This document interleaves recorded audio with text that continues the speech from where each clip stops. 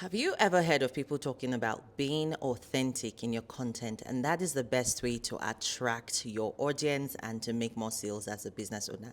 And you've asked yourself, well, what does authenticity actually mean? Well, today's video is for you because I'm going to be explaining exactly how you can be authentic and make more sales at the same time as a business owner, entrepreneur, or just someone who has a message to share with the world. Hey friends, welcome back to the channel.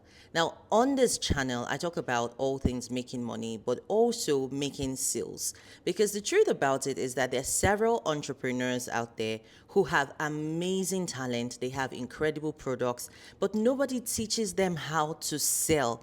And so when I talk about creating content, the whole idea is to get yourself more visible so that you can make more sales as a business person. Now, I remember going back a few years ago when I started to put out content, first of all, and sometimes people would say something like, "Oh, I love this, it's so authentic." And I'm thinking, well, what do you mean? Because I know that people have different meanings for some words like that. And over time, I've come to understand that authenticity means different things to different people. So if you are the kind of person who you want to be more visible, and you want to create more content as an entrepreneur, but you obviously have all these hangups. Like, you're a professional, you don't want to be dancing on the internet. You don't want to be acting skits and doing all sorts of foolishness on the internet, but you still want to be authentic and professional at the same time. Here is the simple formula that I've come up with, and I want to share it with you because I think it will make your journey better and it will make it easier for you to decide what makes good content for you that you're willing to share and not just for entertainment purposes. So, the way I've been thinking about it is, number one, is this a mess or is this the message? And basically, what I mean is, when you're creating content for your audience as an entrepreneur, you possibly already have a product in mind that you're selling to them. And so a lot of the times people feel like to connect emotionally with your audience, you need to share all the gory details of your life. Like, there are people who would say, "Oh, why don't you share your kids on the internet?" I don't share my kids on the internet because it has nothing to do with the product or service that I'm selling. And so for me, you don't have to share your entire life on the internet because you want to make a sale. Like, the fact that people are your audience or people are out there that you want to connect with does not entitle them to your history, to your entire life, to your family, and to your kids. That just is not part of the deal. And so you get to decide what you want to share, and that becomes your message. So instead of sharing the messiness, you share the message. Like, I remember thinking about it from a standpoint of the scriptures, and I thought that Jesus potentially would have had family drama like every normal person because he did have an earthly family. But never in the scriptures did he talk about the dynamics between his mom and his dad or his siblings. He focused on the message: the kingdom of God is here. I'm the son of God. And that is how he chose to present his ministry. And that didn't stop him from going viral or having thousands and thousands of followers. And I don't think it will affect any one of us as well if we choose to share the message with the world instead of what is going on behind the scenes. Number two, I think about it from a point of view of, you want to share and teach from a healed wound. I've seen several people try to coach people and teach people from a messiness and a wound that is still bleeding. And what ends up happening is that instead of vulnerability, you end up coming across as psycho, because nobody wants to see you break down in real time. And I think when I create content as an entrepreneur first and not a content creator, I think that you should create content that is going to help your audience without you having to literally bleed in front of them. Unless they are your doctor, your therapist, your counselor, they don't have front row seats to when your life is falling apart. I just think that defeats the whole point of you being a guide to your audience. The third thing that makes me, or that I think is going to help you as you start to create content, is authenticity does not mean who you were. Authenticity is actually who you are becoming.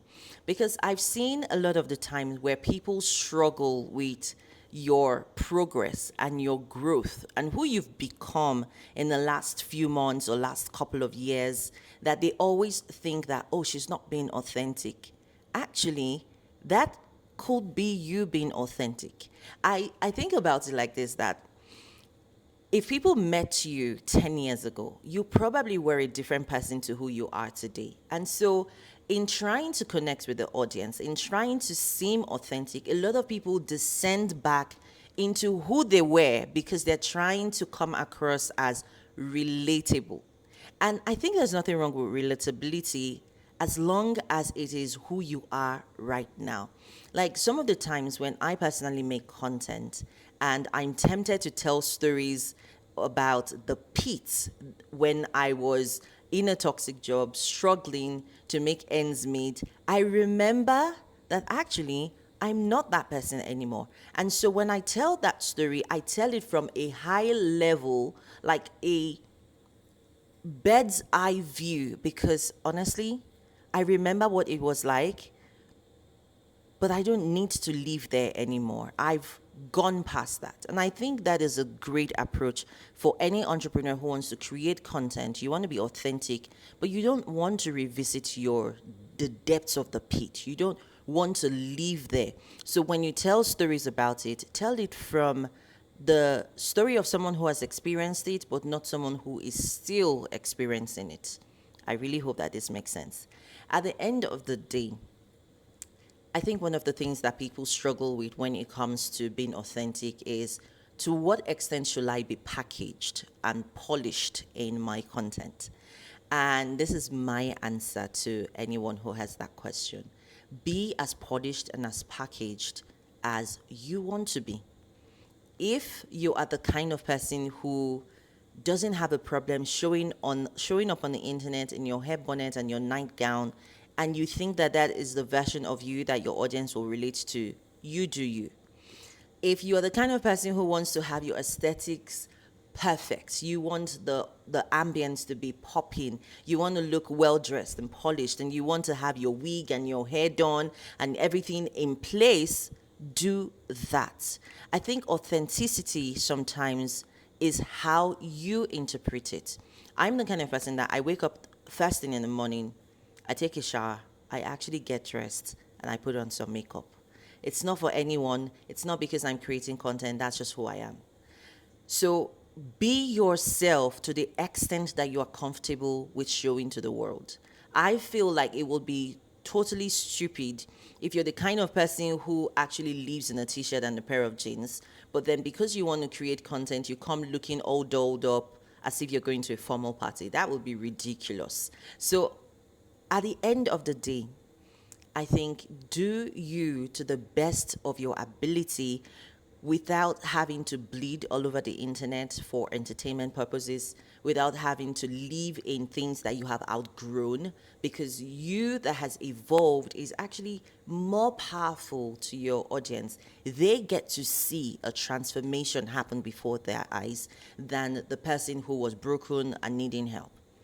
If you've watched this video to this point and you are an entrepreneur, a business owner, or someone who has a message to share with the world, and somehow you just feel like, I'm not exactly sure how to go and build this thing that I have in my heart, and I need someone to help me, I will be absolutely delighted to help you. By the way, I'm a business coach, and I help real visionary leaders and entrepreneurs bring their dream business to life and make more sales. I love the sales part. I'll talk about it in a new video that will be coming up very soon, where I talk about why sales is not cringy.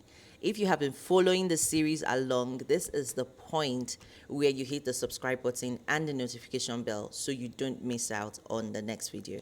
Until then, I will see you in the next one. Ciao.